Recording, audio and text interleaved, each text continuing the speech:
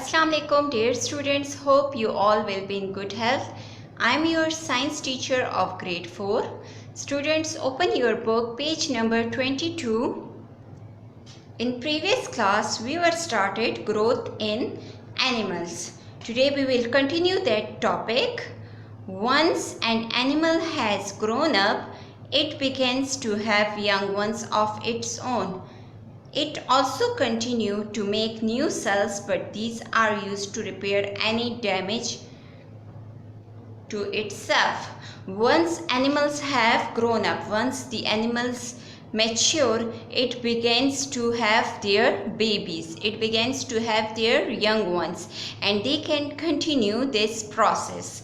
Some animals can grow back a certain body part that has been damaged or cut off. Now there are also some animals, if their body parts has been damaged or cut off, so they can repair it or regenerate it.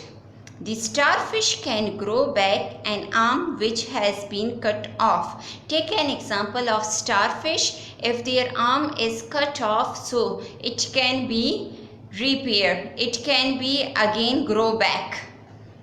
If the body of an earthworm is cut in half, the head end can grow a tail end. If the tail of a lizard is cut off, another tail grows to replace it. These are some animals, if their tails or head cut off, so it can again grow up to its place. I wonder, can any part of human body grow back? It's a question. Any part of human body grow back? Yes. Take an example of liver. It can regenerate it. It can grow back. For example, if it damaged, so it can grow back. Liver is an organ present inside of human being. Also nails. Take an example of nails. If you cut the nails, it can grow back. If you cut your hairs, it can also grow back. Growth in plants. Now how plants grow? Plants keep on growing all their lives. The life of a plant starts from a seed. From where the life of a plant starts? From a seed.